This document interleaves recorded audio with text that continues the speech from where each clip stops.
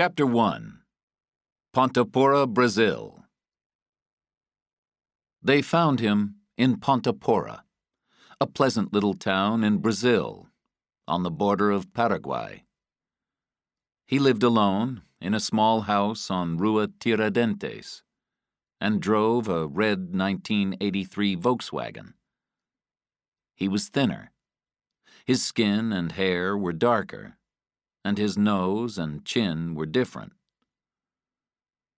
They considered taking him quickly, but decided to wait. When he went downtown, they followed him and took photos. They listened as he talked to a clerk in the market. His Portuguese was excellent, almost without an accent. They watched as he ran along Rua Tiradentes and into the countryside. He was serious about his running, and this pleased them. Danilo would simply run into their arms. Guy was from Washington, D.C., and had been hired to find Danilo. He'd been searching for him for 4 years and had spent $3.5 million, all for nothing. But now he'd found him.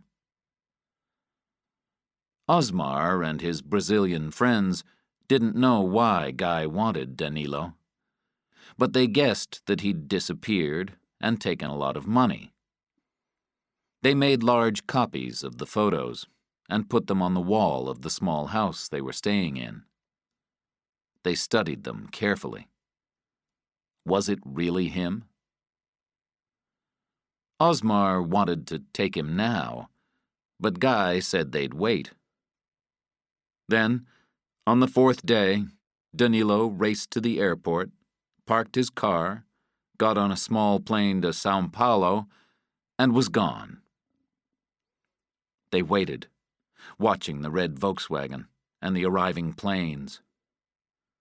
Osmar was confident that Danilo would return, and they'd get him. He returned on the 5th day, and everyone was happy. Every day, Danilo ran his 10-kilometer course, leaving at almost the same time. On the 8th day, when Danilo came over the top of a hill, a small car with a flat tire was blocking the road. Its trunk was open. The young driver pretended to be surprised at the sight of the thin runner. "Bom dia," the young man said, stepping toward Danilo. "Bom dia," Danilo said, approaching the car. The driver suddenly took a large gun from the trunk and pointed it at Danilo's face. Danilo stopped, his eyes staring at the gun, his mouth open with heavy breathing. The driver quickly put his hands around Danilo's neck, pulled him roughly toward the car, and pushed him into the trunk. Danilo struggled and kicked, but with no effect. The driver shut the trunk and drove to meet his friends.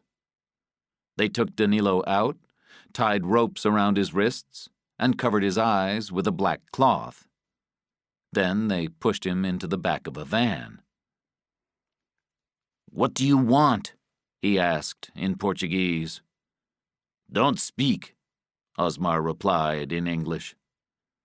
The Brazilian sitting on Danilo's left took a needle out of a box, filled it with a liquid, and pushed it hard into Danilo's upper arm. Danilo relaxed as the drug entered his body. His eyes closed. They hid him under some boxes filled with fruit and drove across the border into Paraguay. An hour after the kidnapping, they turned down a dirt road and stopped at a small house that couldn't be seen from the road. They carried him inside and put him on a table. Guy and another man took his fingerprints while he slept and compared them with the prints of a lawyer named Patrick. "It's him," the fingerprint man said in English. They actually clapped. Guy was excited when he made his daily call to Washington. He smiled as he said, "It's him. The prints are a perfect match." There was a pause, and then the other person asked, "What about the money?" Guy was sure he'd find it. "We haven't started yet. He's still drugged." "Call me," Stefano said. The man used Danilo's keys to open the door to his house. He collected all the computer disks. He went through the files on the desk, but couldn't find what he was looking for. 5 minutes after the door opened, a silent signal was sent, and a phone call was made. It informed the person on the other end that the house had been entered by a stranger. The directions in the guard's file were clear. Do not call the police.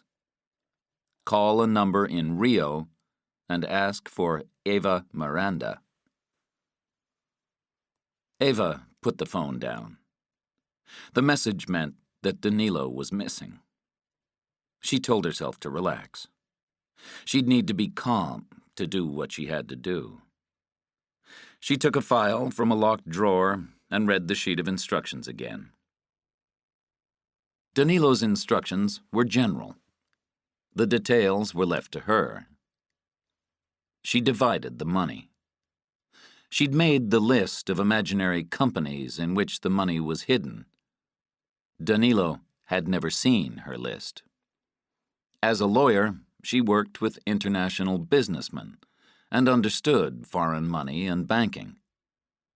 She knew how to move money around the world, and Danilo had taught her more. At the moment, the money was in 2 places, a bank in Panama and one in Bermuda. Because European banks were closed now, she'd keep the money in the Caribbean for a few hours. She faxed instructions to move it out of Panama and Bermuda and into banks on Grand Cayman and in the Bahamas. As time passed and there was no phone call from Danilo, she became more concerned. He wouldn't disappear without telling her first. But if they'd found him, they wouldn't wait long before they tried to make him talk. That was what he feared the most. That was why she had to run. She went to a payphone in the entrance of her office building and called the office of the FBI in Biloxi, Mississippi, asking for Agent Joshua Cutter. When he came to the phone, she asked, "Are you in charge of the Patrick Lanigan investigation?" She knew he was. There was a pause. Then he said, "Yes? Who is this?" "I'm calling from Brazil," she said. "They've captured Patrick." "Who has?" "Jack Stefano, a private detective in Washington," she answered. "He's been searching for Patrick for 4 years." "And you say he's found him? Where? When?" "Here, in Brazil, today.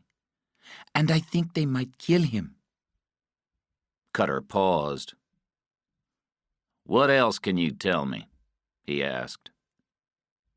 She gave him Jack Stefano's phone number in Washington. Then she put the phone down and left the building.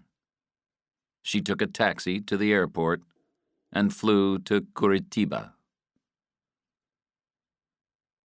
2 FBI agents entered Stefano's office. "What are you doing here?" Stefano demanded. "Who hired you to find Patrick Lanigan?" asked Agent 1. "I can't tell you that," Stefano answered.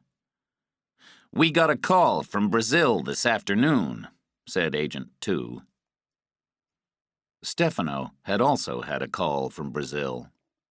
From Guy. He tried to seem unconcerned as he wondered who had contacted the FBI. He knew he could depend on Guy. Guy would never talk to anyone, especially the FBI. "Where's Patrick?" Agent 1 asked. "Maybe he's in Brazil." "He belongs to us," said Agent 1. "We want him," demanded Agent 2. "Now!" "I can't help you," Stefano said. "You're lying," said Agent 1. Agent 2 said, "We have men downstairs, outside, around the corner, and outside your home. We'll watch every move you make from now until we get Lanigan." "That's fine. You can leave now. And don't hurt him, okay? If anything happens to him, you'll regret it," Agent 1 said, and they left. Stefano was confused. He'd spent a lot of time and money making certain that no one knew what he was doing. He'd never been caught before. No one ever knew who Stefano was following.